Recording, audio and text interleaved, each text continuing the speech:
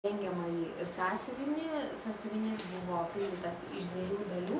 Tai iš 2 pusių, vienoje pusėje yra VV, tai aišku Vytauto Vargalio linija, o kitoje pusėje yra kitų veikėjų linija. Ir kas skaitėt pokerį, puikiai žinot, kad ten yra 4 siužetinės linijos, kurios visos pasakoja tą pačią istoriją skirtingai.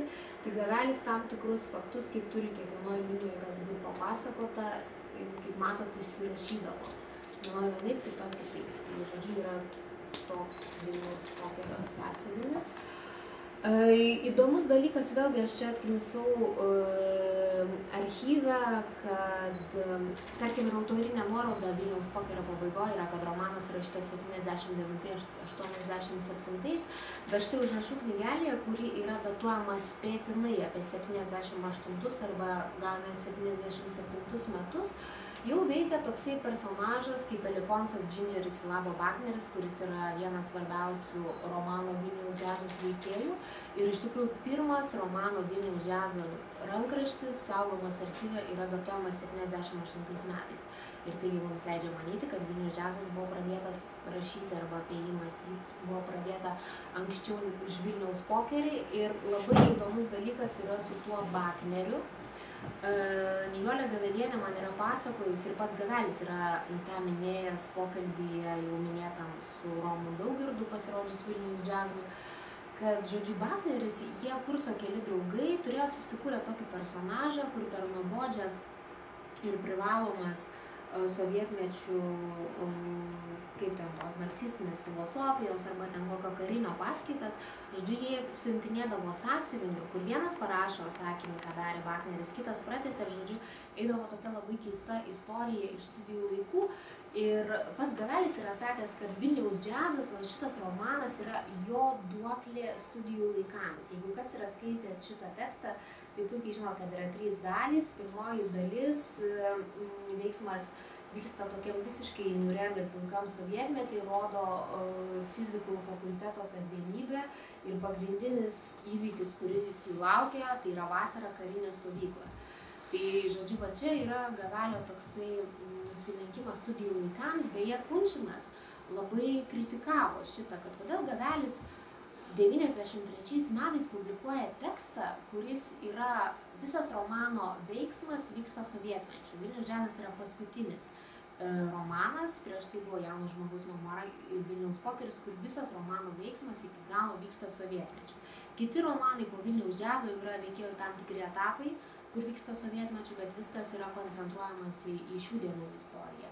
Tai štai Kunčinas duoda Gaveliui idėją, kad kodėl jau štai kiek metų, porą metų nepriklausoma Lietuva, kodėl čia reikia vėl apie tą sovietmetį kalbėti. Bet aš suprantu, kad jeigu tai yra tam tikra prasme kaip ir nusilenkimas ir paminklas studijų laikams, tai čia gal nesvarbu, kada yra publikuota. Taip, čia mes su instituto rankraštyno vedėju Virginijum Gasiliūnu iš pradžių labai surėmėm galvas, kodėl yra 3 kartus parašytas šita data, menininko gimimo diena ir dar klausimas, kokia ta astrologija, bet, žodžiu, šerlokinant giliau ir turint minty, kad 78 Gavelis taip ryškiai nutarė savo viduj pasakęs, būsiu rašytoju, tai, aš darau prielaidą, kad čia veikiausiai tas vidinis nusprendimas atsidėti rašytojavimui galbūt ir nutiko tą vasario 22 dieną. Bet aišku, to nežino nieks, mes galime tik tai spėlioti. Ir beje, čia po apačia yra vėlgi labai įdomus dalykas, kuris tarsi patvirtina tuos mano spėjimus. Aš jums sakiau, kad tikrasis Gavelis prasideda nuo Įsibrovėlių. Ir matot, Gavelis parašęs 2 pjesės apsakymų knygelę pre, o Įsibrovėliai prasideda po. Vadinasi, jis ir pats kažkaip juto, kad po Įsibrovėlių jau tarsi ar yra atradęs savo rašymą, savo kalbėjimą. Be abejo, fizikas nebūtų fizikas, jeigu nebūtų pagalvojęs, kad reikia nupaišyti apsakymo diagramas. Kas yra skaitę Įsibrovėlius, galite iš naujo paskaityti apsakymą Sutikimas, aš net esu puslapius nurodžius. Ir štai čia pagal Gavelį sūnus ir tėvai turėtų štai kažkokį tokį santykį turėti. Aš esu tikra, kad fizikai čia galėtų geriau pakomentuoti šitą diagramą. Labai įdomus dalykas vyko 80-81. Gavelis su tuo metu turbūt vienu iš geriausių savo draugų Levu Reipštinu, kuris dabar yra garsus Izraelyje gyvenantis dailininkas Leo Rey, jie pradėjo susirašinėti. Aš Leo Rey klausiau, kodėl jūs susirašinėjot gyvendami tam pačiam mieste.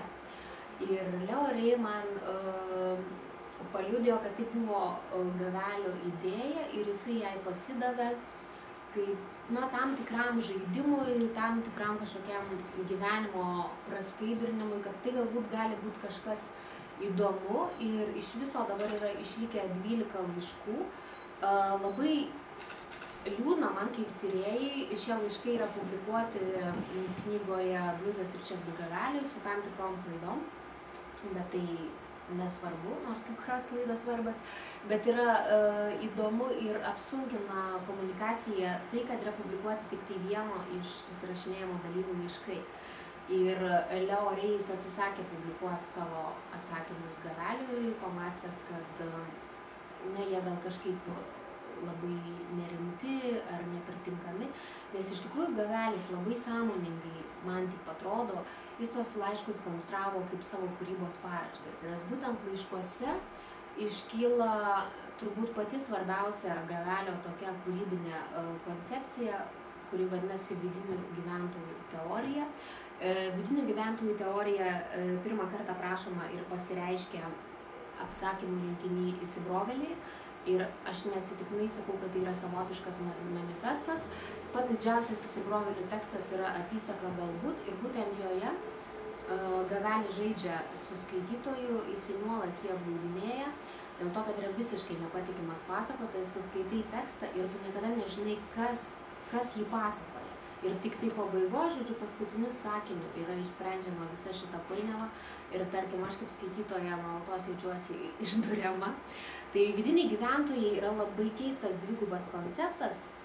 Visų pirma, jisai liudija tą, kad rašytojas, kuris rašo, jis kažkart, ta prasme, jis nerašo tas pats žmogus. Rašytojas yra kupinas vidinių gyventojų. Apskritai Gavelio žmogus samprata yra tokia, kad žmogus yra barškanti dėžutė, kurioje yra daug skirtingų vidinių gyventojų ir kiekvienu metu koks nors skirtingas vidinis gyventojas pasirodo, jie gali tarpusavį pyktis, jie gali tarpusavį nesutarti, bet mes niekada nesam tie patys, mes nuolat kintam.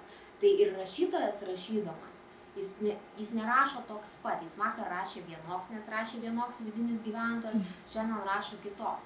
Ir šita samprata